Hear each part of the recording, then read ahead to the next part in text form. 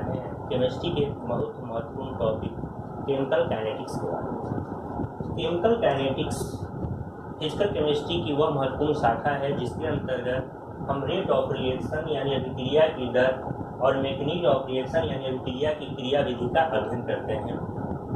Chemical kinetics के दो महत्वपूर्ण पार्ट्स हैं, rate of the chemical reaction and mechanism of the reaction. सबसे पहले हम लोग शुरुआत करते हैं रेट ऑफ रिएक्शंस के बारे में। इस अभिक्रिया को संपन्न करने के लिए या शुरू करने के लिए जिस चीज़ की हमें आवश्यकता होती है उसे हम लोग बोलते हैं रिएक्टेंट, सबस्ट्रेट या इसे ही हम लोग बोलते हैं अभिकारक। अभिक्रिया के फलस्वरूप जो पदार्थ निर्मित होते हैं उसे हम लोग प्रतिफल या प्रोडक्ट के नाम से जानते हैं। जब हम लोग कोई सामग्री खरीदते हैं तो हम लोग अक्सर चर्चा करते हैं रेट। ये रेट है क्या? रेट एक मात्रा से संबंधित गुण है यानी क्वांटिटी से संबंधित गुण है, और यह गुण जो मात्रा से संबंधित है, मात्रा का संबंध किसी अन्य इकाई से बताता है।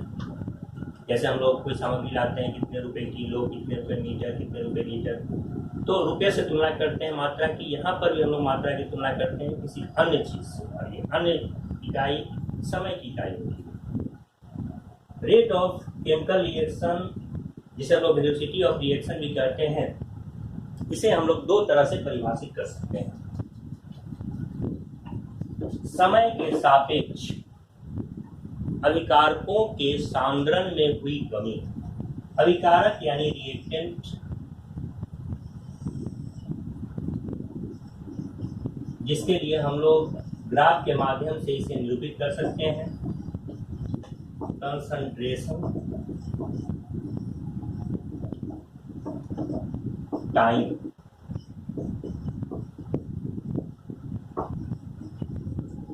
Rate minus dx/। यदि हम लोग बात करें प्रोडक्ट की तो यह ग्राफिकल रिप्रेजेंटेशन इस प्रकार से हो सकता है। कंसंट्रेशन, टाइम, एक छोटा सा कंसंट्रेशन dx से एक छोटा सा समय अंतराल dt, और यहाँ रिप्रेजेंटेशन रेट बराबर प्लस dx/dt। इस ग्राफ को देखने से ये तो स्पष्ट हो जाता है कि रेट कंसंट्रेशन और समय का एक रेशियो है, एक ऐसा मात्रा से संबंधित गुण जो समय और मात्रा के बीच के संबंध को दर्शाता है। जब घर में चावल पकाया जाता है तो हम लोग एक दो दाने को देखकर अंदाजा लगा लेते हैं चावल पकाया या नहीं। ठीक उसी प्रकार से जब अभिक्रिया के दर की बात करते हैं, थोड़ी सी मात्रा, थोड़ा सा समय अंतराल और उसके आधार पर जो रेट डिटरमाइन होता है वो पूरे अभिक्रिया के लिए होता है। रेट ऑफ केमिकल रिएक्शन को हम लोग इस ग्राफ के आधार पर दो तरह से परिभाषित कर सकते हैं। समय के सापेक्ष अभिकारक यानी रिएक्टेंट के मात्रा में हुई कमी को अभिक्रिया की दर कहते हैं, या फिर समय के सापेक्ष प्रतिफलों के मात्रा में हुई वृद्धि को अभिक्रिया की दर कहते हैं। अभिक्रिया की दर, रेट ऑफ रिएक्शन और velocity of a chemical reaction को टू वे से डिफाइन कर सकते हैं। The decrease in the concentration of reactants with respect to time और the increase in the concentration of products with respect to time. Rate of chemical reaction जिसे हम लोग velocity of the chemical reaction भी कहते हैं, यह concentration बटा समय के आधार पर निर्धारित किया जाता है। लेकिन यहाँ एक प्रश्न उठता है, क्या रेट ऑफ रिएक्शंस निगेटिव हो सकते हैं? यहाँ हम लोगों ने निगेटिव साइन का इस्तेमाल किया है। उत्तर होगा नहीं। जब उत्तर नहीं है तो फिर यहाँ निगेटिव साइन का इस्तेमाल क्यों किया गया? रेट ऑफ रिएक्शन एक क्वांटिटी से संबंधित गुण है और क्वांटिटी कभी भी निगेटिव नहीं हो सकती। जैसे कोई कहे कि मुझे -5 किलो चावल दे दो, हम लोग नहीं दे सकते। -5 रुपये का नोट नहीं दे सकते, देंगे तो 5 रुपये का नोट देंगे। ठीक उसी प्रकार से अभिक्रिया का जो रेट है वो कभी निगेटिव नहीं हो सकता। निगेटिव साइन केवल यह दर्शाता है कि समय के सापेक्ष जो रिएक्टेंट है उसके कंसंट्रेशन घट रहे हैं। जैसे यदि हम लोग पानी लेते हैं और पानी को गर्म करते हैं तो पानी की मात्रा धीरे धीरे घटती चली जाती है, और वाष्प जो शून्य से शुरू होता है धीरे धीरे उसकी मात्रा बढ़ती चली जाती है। यानी प्रोडक्ट्स की मात्रा समय के साथ बढ़ेगी, रिएक्टेंट की मात्रा समय के साथ घटेगी, और इसी के आधार पर हम लोग रेट ऑफ केमिकल रिएक्शन और वेलोसिटी ऑफ केमिकल रिएक्शन का निर्धारण करते हैं। अब रेट ऑफ केमिकल रिएक्शंस की यूनिट की हम लोग चर्चा करते हैं ताकि रेट बराबर कंसंट्रेशन बटा टाइम। कंसंट्रेशन जिसे हम लोग सांद्रण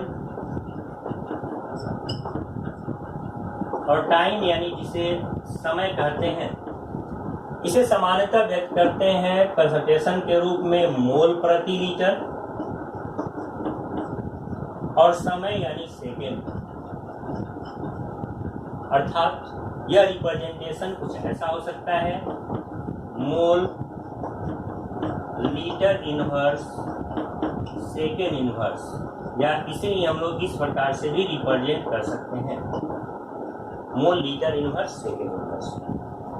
मोल पर लीटर कंसंट्रेशन के लिए और टाइम की यूनिट सेकेंड होती है, अतः यूनिट ऑफ रेट या unit of velocity mole litre inverse second inverse के रूप में निरूपित किया जाता है।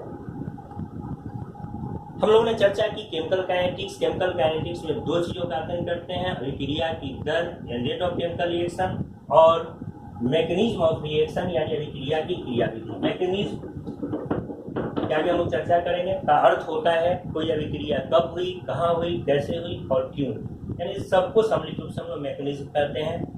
क्रियाविधि, रेट के विचार से यदि हम लोग रिएक्शन की बात करें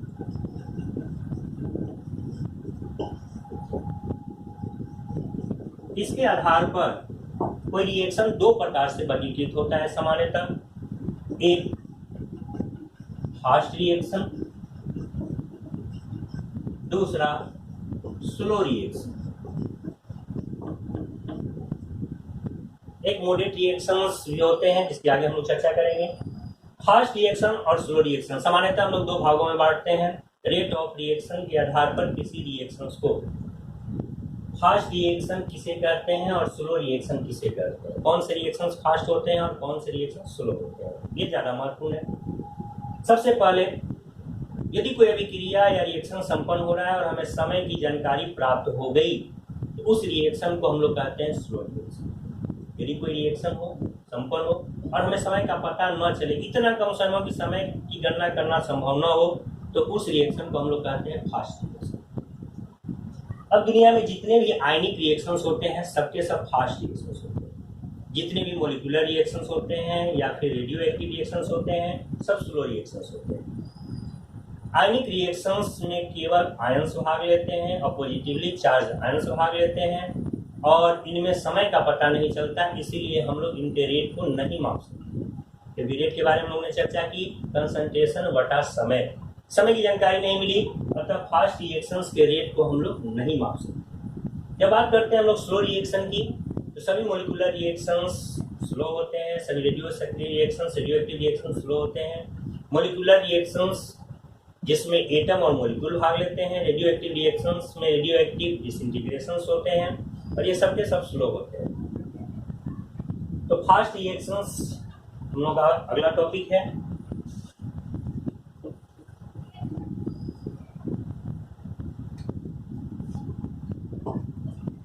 तीव्र अभिक्रिया।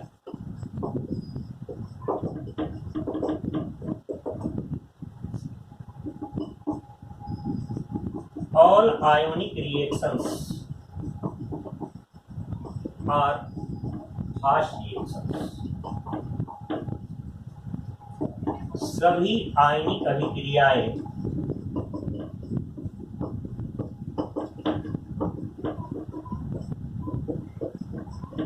तीव्र होती हैं।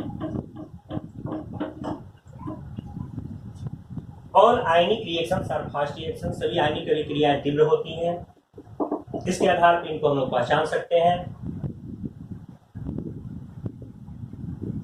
आयंस टेक्स पार्ट, आयन भाग लेते हैं।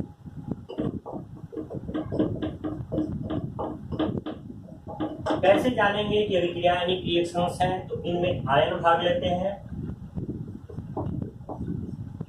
The rate of chemical reaction cannot be measured.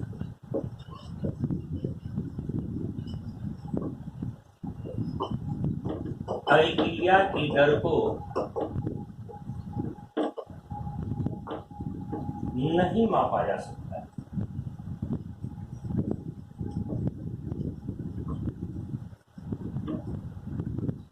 इन अभिक्रियाओं में अभिक्रिया की दर को हम लोग नहीं माप सकते। क्यों नहीं माप सकते? क्योंकि दर बराबर सांद्रण बटा समय, और सांद्रण का माप करना तो संभव है, समय यहाँ पता नहीं चलता, क्योंकि आयनिक रिएक्शंस में समय की जानकारी प्राप्त करनी काफ़ी मुश्किल होती है, काफ़ी फास्ट होते हैं, और यही कारण है कि समय की जानकारी नहीं होने के कारण की अभिक्रियाओं के रेट को या वेलोसिटी को हम लोग नहीं माप सकते।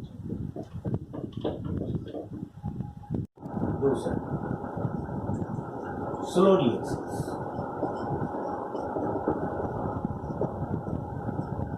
मंद अभिक्रियाएं।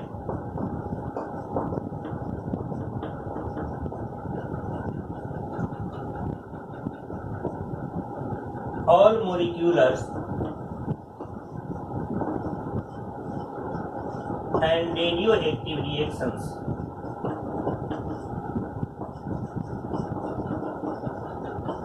are slow reactions.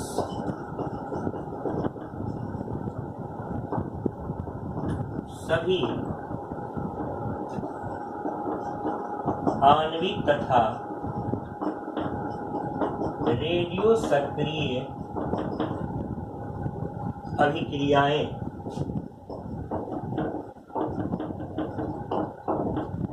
मंद होती हैं।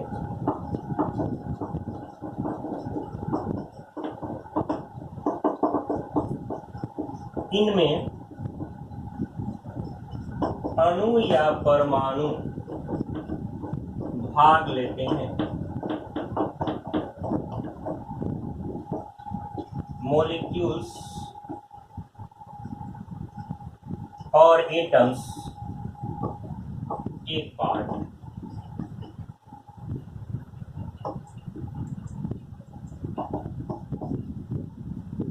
The rate of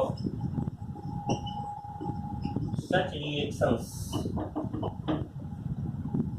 can be measured. इनके दर को मापा जा सकता है।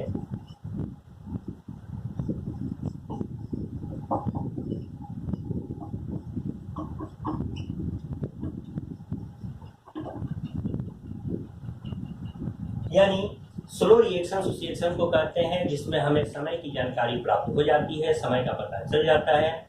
इसके अंतर्गत मॉलिक्यूलर रिएक्शंस आते हैं और रेडियो एक्टिव रिएक्शंस आते हैं। इनमें मॉलिक्यूलर रिएक्शंस को आणविक रिएक्शन और रेडियो एक्टिव रिएक्शन को रेडियो सक्रिय अभिक्रिया कहते हैं। इसके अंतर्गत मॉलिक्यूल्स यानी अणु, एटम्स यानी परमाणु भाग ले सकते हैं या फिर लेते हैं, और इनके चूंकि समय की जानकारी प्राप्त होती है और रेट बराबर होता है सांद्रण बटा समय। सांद्रण यानी मात्रा का रिप्रेजेंटेशन तो हम लोग अभिक्रिया के समय ही जानते हैं। समय की जानकारी हो जाती है, इसलिए इनके दर को हम लोग माप सकते। अब यहाँ से दो प्रश्न उत्पन्न हो रहे हैं। एक, क्यों आयनिक अभिक्रियाएं फास्ट होती हैं और मॉलिक्यूलर रिएक्शंस क्यों स्लो होते हैं? इसकी चर्चा हम लोग अपने अगले